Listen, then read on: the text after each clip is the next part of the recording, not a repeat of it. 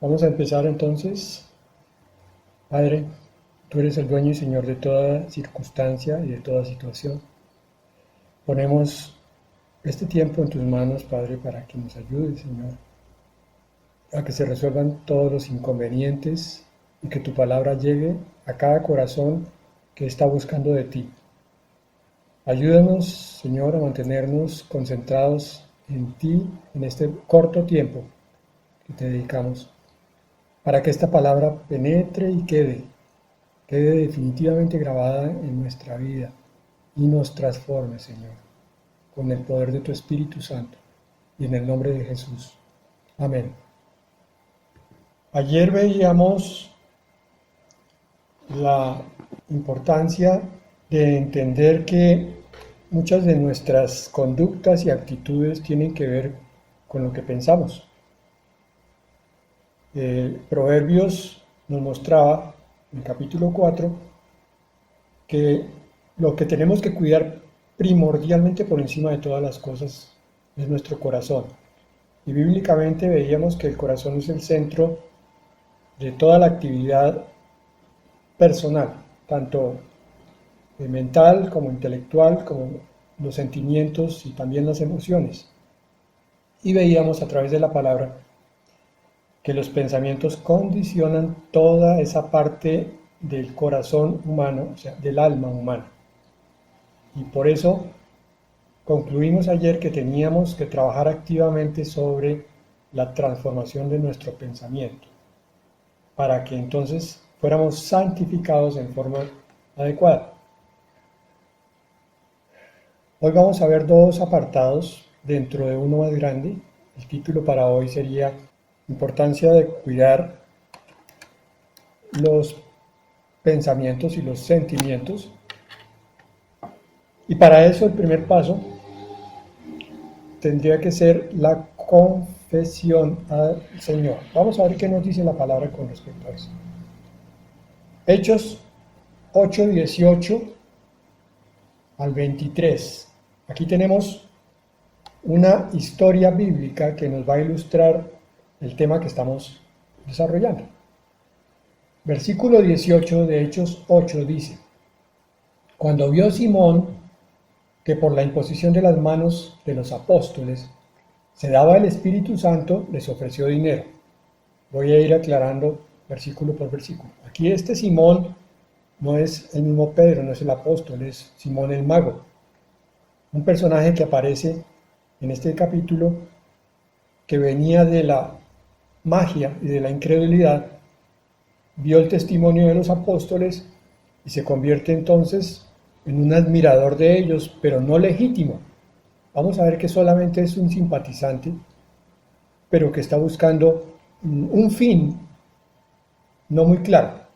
Entonces, ve que las personas quedan tocadas por el Espíritu Santo y ofrece a los apóstoles dinero para que le impongan a él las manos de tal manera que quede con el mismo don. O sea, este Simón no entendía nada de nada. Era un materialista de capa mayor y quería hacer comercio con la palabra y con los dones de Dios. Quiero aclarar allí que la imposición de los apóstoles fue una cosa que ocurrió en aquel tiempo porque el Espíritu Santo estaba recién llegado a la tierra en su obra de Pentecostés, en su obra de vicario de Cristo, de representante de Cristo también. Y en estos primeros momentos de la iglesia hay cosas que no se han vuelto a dar más, sino allí. Me refiero específicamente a este imponer manos para recibir el Espíritu. Nosotros sabemos hoy que por creer en el Señor Jesucristo recibimos el Espíritu. Ya no hay que hacer esa imposición de manos. Sin embargo, algunas iglesias toman estos pasajes y con el afán de hacer un poquito de protagonismo, si hay mala intención, o con buena intención también, toman literalmente ciertos pasajes y tratan de aplicarlos al tiempo actual, produciendo mucha confusión. Entonces, volvamos aquí al tema. Versículo 19, Simón dice: Dadme también a mí este poder para que cualquiera a quien yo impusiere las manos reciba el Espíritu Santo. Simón estaba buscando ahora un protagonismo. Versículo 20. Entonces Pedro le dijo, tu dinero perezca contigo porque has pensado, remarco la palabra pensado, que el don de Dios se obtiene con dinero. Sabemos que entender a Dios no es con el pensamiento, es con la fe. Ese es el problema de Simón, aquí. Entonces, sus pensamientos están errados porque no son bíblicos. Versículo 21. No tienes tu parte ni suerte en este asunto porque tu corazón no es recto delante de Dios. Continúa Pedro diciéndole, arrepiéntete pues de esta maldad y ruega a Dios si quizá te sea perdonado el pensamiento de tu corazón, el pensamiento no recto. Porque en hiel de amargura y en prisión de maldad veo que estás. No diría, pero bueno, todos los que llegamos al Señor estábamos en prisión de amargura y en prisión de maldad. Pero es que este Simón no había sido transformado. No quería una relación con Dios, quería usar a Dios, más bien. Entonces Pedro lo reprende duramente y el propósito de este pasaje es entender que se está enfocando Pedro en los pensamientos de Simón. De ahí podemos comprender la importancia de tener un pensamiento limpio y transparente para Dios. Es nuestro deber. Es la única forma como podemos, a través del entendimiento de que el pensamiento actúa en todo nuestro ser, limpiar esa forma. Entonces, aquí las motivaciones de Simón y las nuestras están basadas en los pensamientos que tengamos. Y esas motivaciones pueden ser ocultas, aún para nosotros mismos. A veces podemos hacer cosas, como decía ayer poniendo el ejemplo del pastor que predica, que está buscando más la gloria de los hombres que la gloria de Dios, pero él cree que está sirviendo a Dios porque tiene esa intención oculta que todavía no ha logrado comprender y que no va a comprender nunca hasta que no empiece a querer una vida recta. Nosotros, sin darnos cuenta, hermanos, hacemos muchas cosas con motivaciones ocultas, cosas buenas y cosas malas. Y las motivaciones ocultas con frecuencia son oscuras y egoístas. Y esas motivaciones ocultas son las que dañan nuestra vida espiritual, o sea, los pensamientos ocultos por los cuales actuamos. Vamos a culto porque queremos congregarnos con más gente, queremos hacer vida social, pero no vida espiritual. Abrimos la palabra no para hablar con Dios, sino para que los demás nos vean y nos digan, uy, qué santidad. Son ejemplos de muchas cosas que pueden ocurrir en nuestra vida y que no hemos presentado delante de Dios. Entonces, en el Salmo 11:16 nos dice la palabra, me darás a conocer la senda de la vida, en tu presencia hay plenitud de gozo, en tu diestra hay deleite para siempre. Al contrario de Simón y de nuestras motivaciones ocultas, este versículo del Salmo 16 nos muestra la justicia de Dios en tu diestra y el gozo, que es lo que realmente define una vida cristiana. Muchos han dicho que la medida de la madurez del cristiano es ese deleite en la vida plena y abundante, ese gozo, ese contentamiento del que habla Filipenses, toda la epístola. Cuando el cristiano empieza a dejar de entender que la vida cristiana es una obligación, que es un esfuerzo constante con fuerzas humanas, que es un tratar de aparentarle a Dios que se están haciendo las cosas bien, y encuentra la ayuda poderosa del Espíritu Santo, y encuentra que cuando hay sinceridad en el corazón y se confiesan los pecados, el Señor va transformando las vidas. se encuentra que cuando el pensamiento empieza a limpiarse y se está hablando con sinceridad delante de Dios, la vida se renueva. Allí entonces se descubre que en la diestra de Dios hay deleites para siempre. En la armonía del reino de Dios hay paz. Fíjense la diferencia con las motivaciones de Simón el Mago. Tenemos que buscar dentro de nosotros mismos, y ayer hablábamos de los pensamientos que tenemos que alinear, y uno es este: ¿por qué estamos buscando a Dios y de Dios? ¿Por qué abrimos la palabra para estudiarla o por qué no la abrimos? ¿Por qué la palabra podemos aplicarla fácilmente en nuestra vida o por qué no? ¿Por qué nos cuesta tanto trabajo a veces poner en práctica la palabra? Todas esas son cosas que tenemos que meditar en la soledad con Dios. Eso no nos lo va a aclarar con mucha frecuencia, sino la presencia de Dios.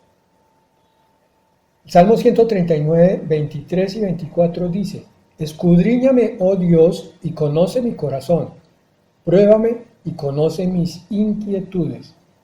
Y ve si en mí hay camino malo, y guíame en el camino eterno. La sabiduría consiste entonces en entender que toda la creación y que las leyes que lo rigen son un camino deleitoso, sabio y bueno. Si yo, como cristiano, estoy encontrando el cristianismo árido, aburrido, pesado, obligante, es que no estoy en el camino que es. Estoy seguramente en la carne.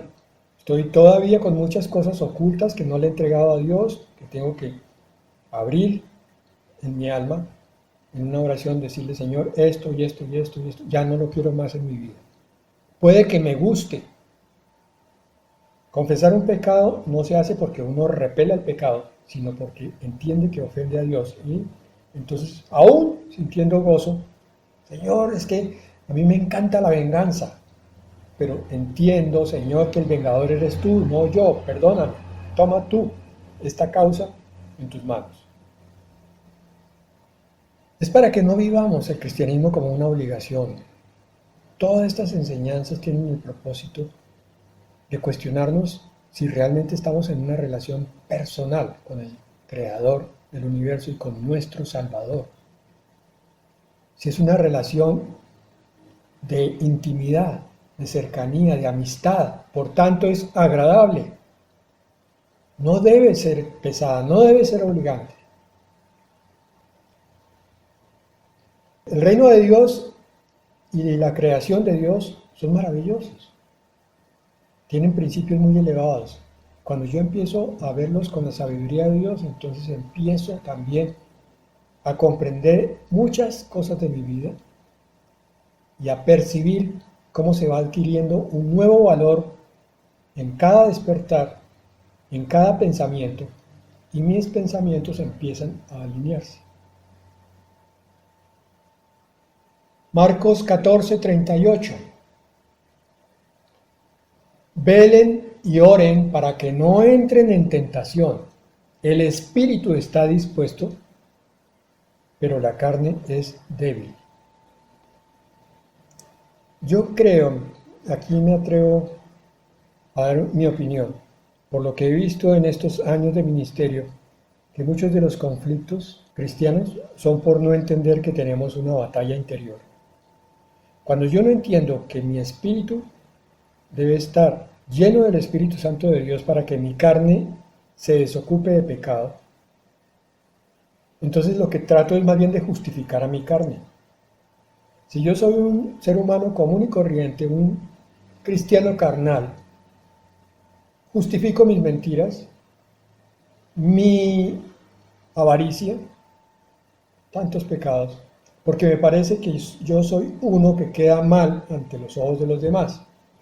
Cuando soy instruido en la palabra, cuando estoy bien instruido en la palabra, logro diferenciar esa carne donde mora el pecado, lo dice Pablo en Romanos 7, del espíritu donde mora el Espíritu de Cristo o el Espíritu Santo, que es Romanos capítulo 8. Veo que son dos cosas que moran dentro de mí. En pequeño nosotros somos lo mismo que el Señor Jesucristo. Él tiene naturaleza divina y naturaleza humana. Pero ambas naturalezas en Él son perfectas. En nosotros hay una diferencia. Tenemos naturaleza divina, o sea, naturaleza espiritual y naturaleza humana que arrastra mucho pecado todavía. Entonces en nosotros existe una contienda continua. La carne es débil. Yo no puedo justificar mi carne, porque entonces el espíritu va a perder la batalla. Segunda de Pedro 1:5. Por esta razón, también obrando con toda diligencia, añadan a su fe virtud y a la virtud conocimiento. Mientras estemos en la tierra, vamos a tener esa batalla que estaba diciendo yo, entre el espíritu y la carne. Sabemos que esa batalla la gana cada día la parte de esas dos que esté más fuerte. Si yo he fortalecido el espíritu con la lectura de la palabra, con la comprensión de los principios de Dios, con mi cercanía al Padre Santo en comunión, con oración de intercesión, con el trabajo para Dios, el ministerio, que es servir a los demás, entonces el espíritu ganará la batalla. Pero si yo estoy alimentando la carne con conversaciones insípidas, con cualquier persona que se atraviese y empezamos a hablar de cosas terrenales, y en el peor de los casos, hasta obscenas y llenas de pecado, murmuración o lascivia o avaricia, o simplemente cosas que no hacen crecer el espíritu, entonces va a ganar mi carne y se va a imponer sobre mi espíritu y yo voy a ser carnal dentro de una iglesia. Es por eso que debemos esforzarnos en buscar la virtud y lo bueno. Es lo que estamos haciendo, a través de entender que mis pensamientos van a dirigirme o hacia la carne o hacia el espíritu. Segunda de Corintios 10:5. Derribando argumentos y toda altivez que se levanta contra el conocimiento de Dios, y oigan, y llevando cautivo todo pensamiento a la obediencia a Cristo. Esa es la forma de transformar el pensamiento. Yo llevo mi pensamiento a la obediencia en Cristo cuando empiezo a pensar bíblicamente. Mis pensamientos personales pues van a ser carnales necesariamente. Tengo hambre, tengo calor, estoy aburrido, quiero distraerme, pero mis pensamientos cautivos en Cristo, dice, todo lo puedo en Cristo que me fortalece, todas las cosas obran para bien en aquellos que aman a Dios. Tengamos contentamiento en todo y por todo. Esos pensamientos van a marcar cada instante de mi vida y van a hacer que yo mire con otros ojos la vida. Es decir, que con los ojos de la verdad pueda ver la realidad. Les voy a descubrir dónde están las trampas, dónde están los espinos que veíamos ayer y me voy a apartar de ellos. Tenemos que trabajar entonces activa y continuamente en cambiar, con la ayuda del Espíritu Santo, los pensamientos carnales en bíblicos. Si tu pensamiento es transformado, tu actitud también lo será. Entonces todo tu ser será transformado a la nueva criatura. Y vamos a sacar una conclusión también basada en la palabra. La importancia del pensamiento basado en la Escritura. Proverbios 14:30. Miren esto. Miren la importancia del que vamos a ver. Proverbios 14:30. Un corazón apacible es vida para el cuerpo, pero las pasiones son podredumbre de los huesos. Es decir, si yo he logrado permitir que la palabra entre a mí y mi vida, mi corazón se han dedicado a vivir la paz de Dios, corazón apacible, entonces mi cuerpo lo va a reflejar. Voy a tener mejor salud física, una mejor actitud, un rostro más afable, una mejor actitud hacia los que se acercan a pedirme ayuda, pero al contrario, mis pasiones me van a provocar enfermedades, dice la palabra podredumbre de los huesos. El pecado agota la vida. La paz interior es salud y plenitud en todo sentido. Solamente con eso, con solo eso, yo ya tengo que estar motivado para cambiar mis pensamientos. Proverbios 10:11. Fuente de vida es la boca del justo, pero la boca de los impíos encubre violencia.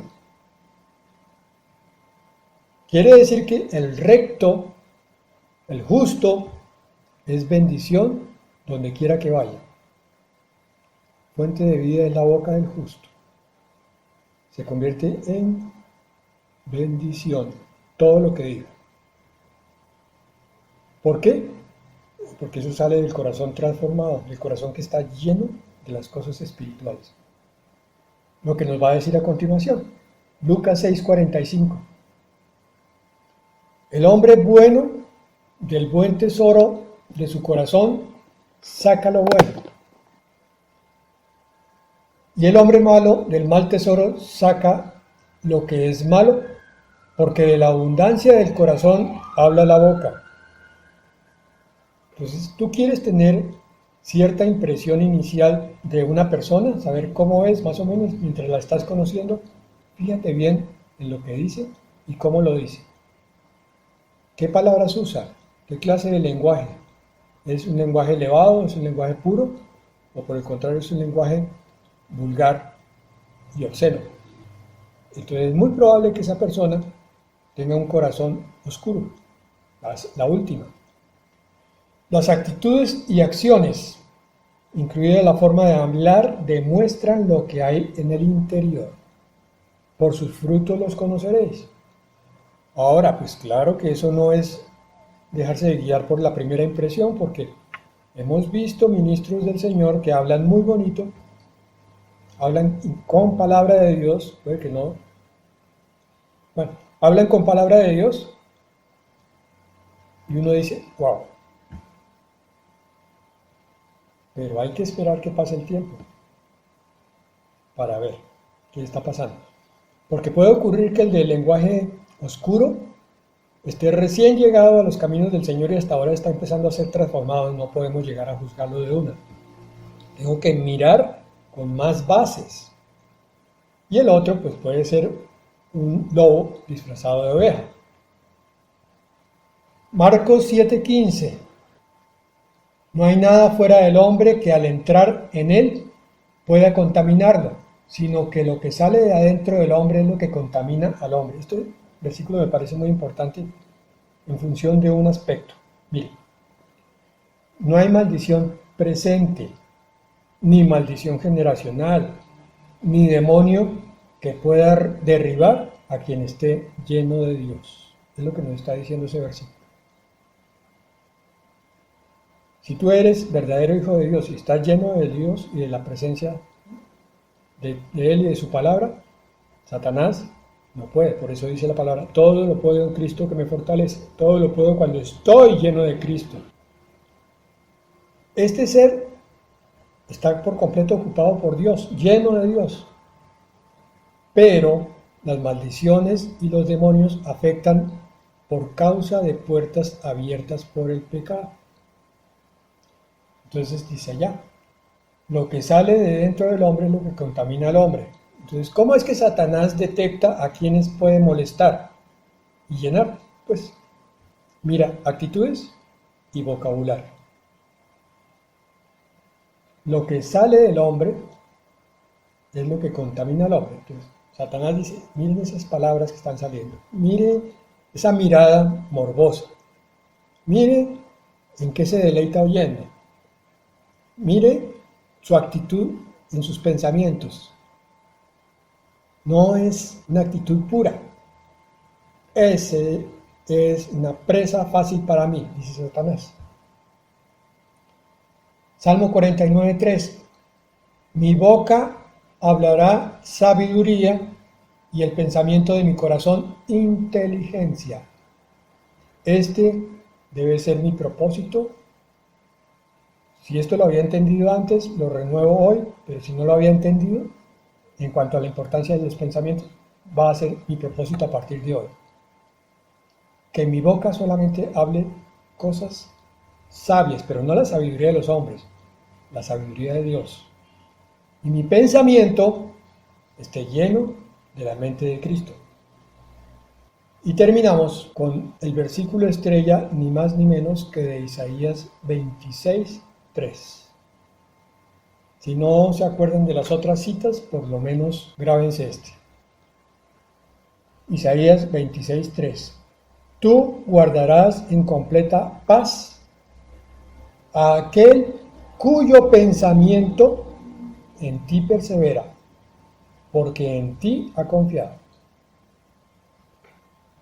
Nos dice esta palabra, en ti ha confiado. O sea, lo primero es la fe, pero a la fe hay que agregarle la persistencia o perseverancia de mantenerse allí, o sea, pensar. Yo vuelvo a repetir esto que algunas veces digo.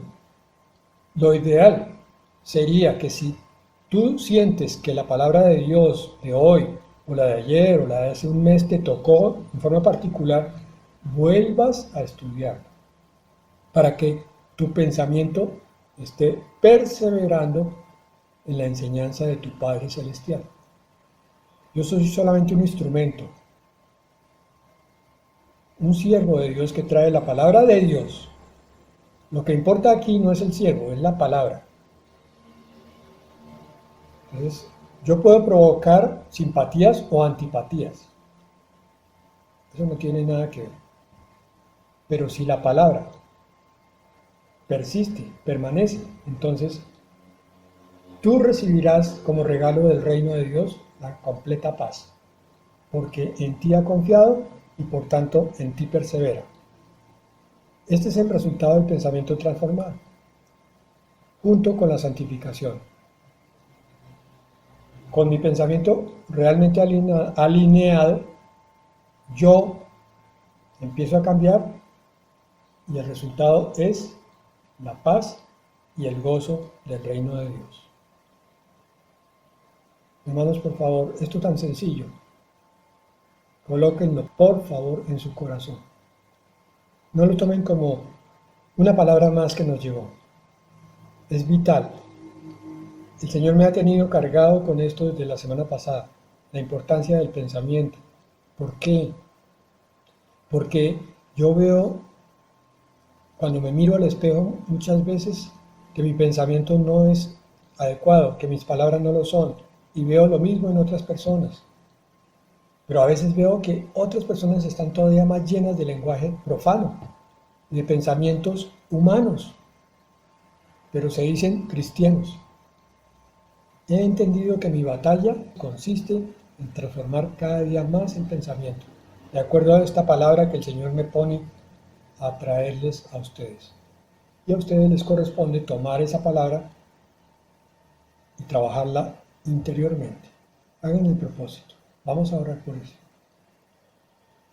Padre, recibimos, Señor, tu mensaje celestial. Ahora recordamos muchas cosas, Señor, que posiblemente se nos habían olvidado. O quizás es la primera vez que entendemos la importancia de este tema, Señor. La importancia del pensamiento lleno de la verdad tuya, de tu palabra. El pensamiento bíblico. Padre, en el nombre de Jesús, llénanos, Señor, con este pensamiento bíblico. Pero sabemos que tú requieres que nosotros seamos estudiosos entonces. Nosotros tenemos que dar el primer paso y es tomar la Escritura u oír la palabra y ponerla en el corazón y repetirla, meditar en ella de día y de noche, mirarla con los ojos y oírla con los oídos, y después ponerla en el corazón como el buen tesoro, para que allí donde esté nuestro tesoro, esté nuestro corazón también.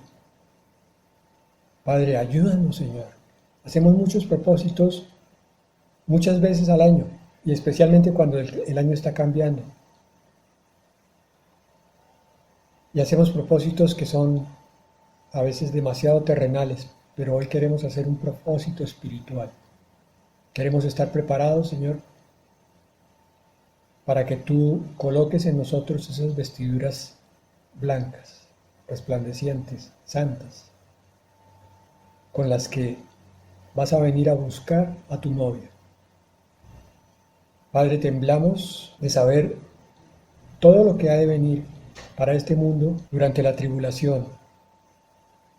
Y temblamos también pensando si de pronto nos quedáramos nosotros, ¿qué pasaría?